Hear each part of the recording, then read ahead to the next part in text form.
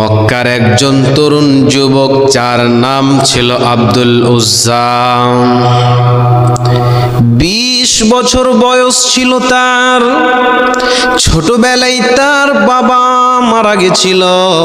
তার চাচার মালে তিনি বড়লোক হয়েছিলেন।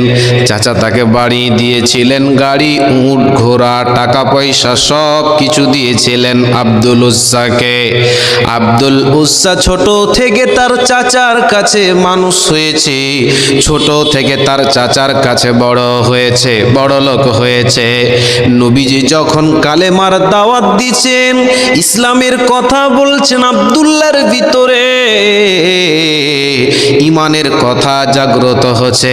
আমি ইসলাম গ্রহণ করে নিব, আমি কালেমা গ্রহণ করে নিব। কিন্তু আব্দুল উজ্জা চাচার ভয়ে কালেমা পড়তে পারে না। এমন সময় নবীজি যখন মক্কা থেকে মদিনা হিজরত করলেন, আব্দুল উজ্জা থাকতে না পেরে তিনি মনে মনে ভাবছেন, চাচা যদি ইসলাম গ্রহণ করে নিতেন কতই না ভালো হতো, আমার সুবিধা হতো। থাকতে না পেরে তার চাচার কাছে গিয়ে বলেন, চাচা যান, আপনি শোনেন, আপনি তো বিশ্ব নবীর কথা শুনেন, মুহাম্মদের কথা শুনেন, আপনাকে কেমন লাগে আপনি বলুন। আব্দুল উজ্জার চাচা বলছে, শুনে নাও, কি বলতে চাও তুমি বলো। বলে, আমাকে তার কথাগুলো ভালো লাগে, শুনতে ভালো লাগে। চাচা, আপনি কি ইসলাম গ্রহণ করবেন? আপনি কি কালেমা গ্রহণ করবেন? আপনি বলেন। চাচা বলছে, শুনে নাও ভাতিজা, আরেকবার যদি তুমি মুখ দিয়ে এই কথা উচ্চারণ করো, আমি যা তোমাকে মাল দিয়েছি, টাকা দিয়েছি, পয়সা দিয়েছি, উট, ঘোড়া, গাড়ি যা দিয়েছি, সব তোমার কাছে ফেরত নেব, আর খবরদার বলবে না। আব্দুল উজ্জা বলেন, চাচা আপনি কেন সেইগুলো করেন? ভূতের পূজা করেন? আমরা তো ভূতের পূজা করি, মূর্তি পুজো করি, আমাদেরকে সাহায্য করতে পারবে না, আমাদেরকে কোনো সহযোগিতা করতে পারবে না, ওইগুলোর পূজা করে লাভ হবে না।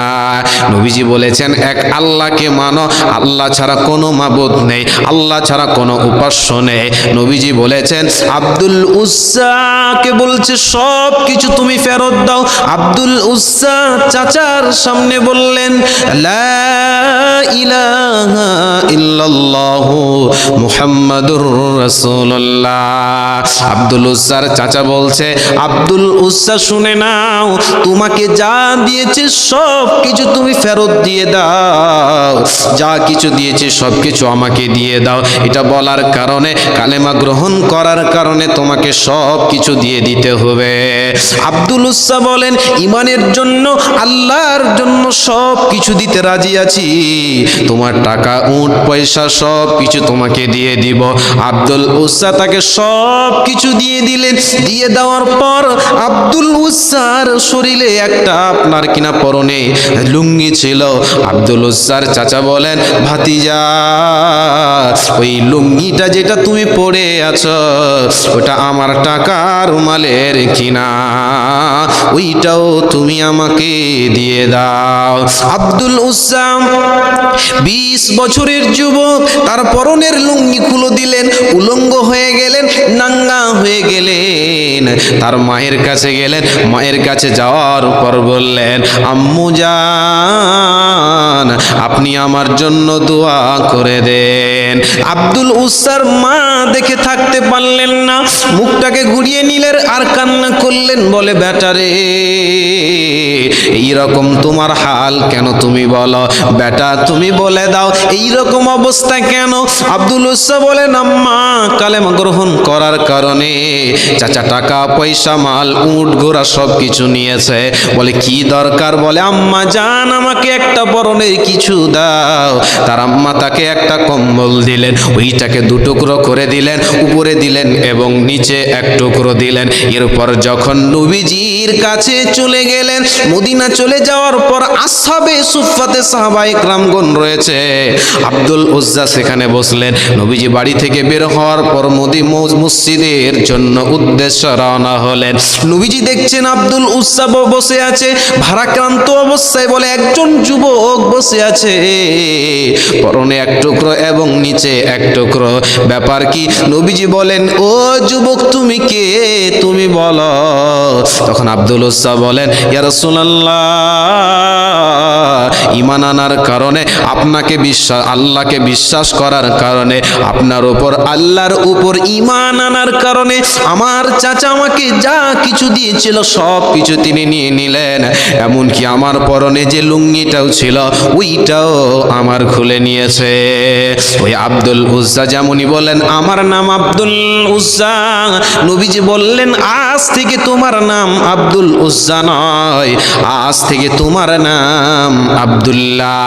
ওই আব্দুল উজ্জার নাম নবীজি রেখে দিলেন আব্দুল্লাহ।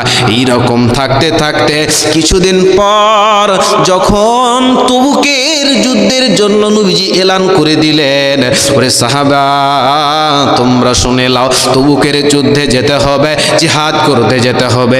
সাহাবীদেরকে এলান করে দিলেন, যার কাছে যেই মাল আছে, যার কাছে যেই টাকা আছে তোমরা হাজির করে দাও, তোমরা হাজির করে দাও।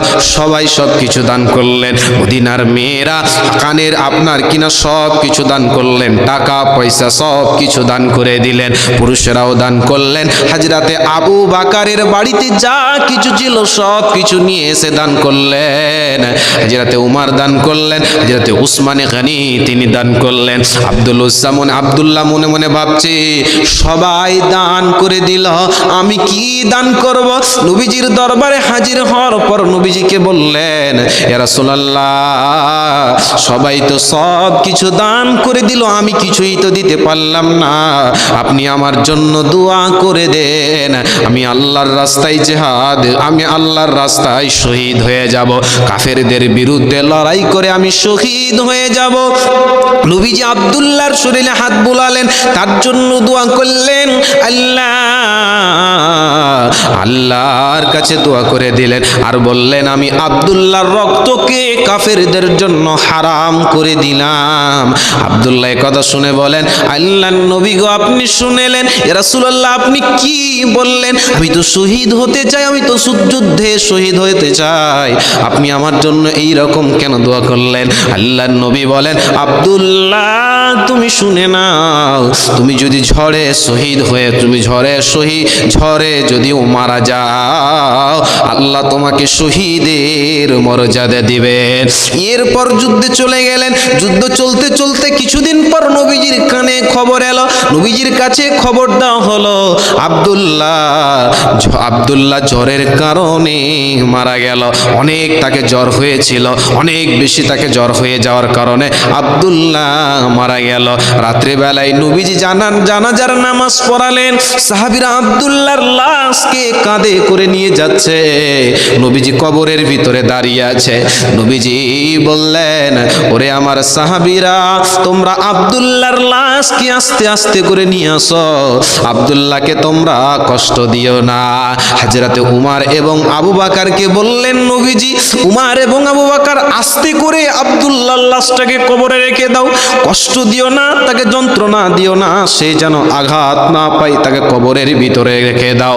নবীজি দাফন করার পর আল্লাহর কাছে দোয়া করলেন, আল্লাহ আমি আব্দুল্লাহর প্রতি আজকে সন্ধ্যা পর্যন্ত রাজি ছিলাম, ওগো আল্লাহ আপনি আল্লাহ আব্দুল্লাহর প্রতি রাজি হয়ে যান, আব্দুল্লাহর প্রতি সন্তুষ্ট হয়ে যান। নবীজি আব্দুল্লাহর জন্য দোয়া করলেন। এ কথা শুনে হযরতে ইবনে মাসউদ বলছেন, কান্না করছে আর কেঁদে কেঁদে কেঁদে কেঁদে বললেন, ওই কবরে যদি আব্দুল্লাহ না হয়ে যদি আমি হতাম কতই না ভালো হতো, আমার কিসমতটা কতই ভালো হতো। আব্দুল্লাহ ওই কবরে যদি না হয়ে আমি হতাম তো কত ভালো হতো। এই সাহাবী আব্দুল্লাহর জন্য দোয়া করতে দেখে নিজের ভিতরে কেমন অনুপ্রেরণা নিচ্ছে, আমি যদি শহীদ হয়ে যেতাম, আমি যদি কবরে থাকতাম কতই ভালো হতো। এই ঘটনা থেকে যেটা বোঝা যায়, তরুণ রে, ওরে যুবকের দল, তোমাদেরকে জিহাদের তামান্না নিতে হবে, তোমাদের নিজের জানকে এবং মালকে আল্লাহর রাস্তায় বিলিয়ে দিতে হবে, তবেই তোমরা জান্নাত পাবে। তাই আল্লাহ কোরআনের ভিতরে বলেন, ইন্নাল্লাহ আশতারা মিনাল মুমিনিনা আনফুসাহুম ওয়া আমওয়ালাহুম বিআন্না লাহুমুল জান্নাহ। আল্লাহ তাবারাকা ওয়া তাআলা বলে, মুমিনের জানকে এবং মালকে আমি আল্লাহ কিনে নিয়েছি, জান্নাতের বদলে কিনে নিয়েছি। আমি যখন বলবো আমার রাস্তায় জিহাদ হতে হবে, আমার রাস্তায় তোমাকে শহীদ হয়ে যেতে হবে, তোমাকে শহীদ হয়ে যেতে হবে। আমি যদি বলি মরতে হবে তো মরতে হবে, আমি যদি বলি তোমাকে জান নিতে হবে, বেঈমানদের জান নিতে হবে, তাহলে তোমাকে জান নিতে হবে। এই জন্য আল্লাহ আমাদের জানকে, মুমিনের জানকে এবং মালকে খরিদ করলেন। এজন্য যুবক রে, তোমাকে জিহাদের তামান্না নিতে হবে।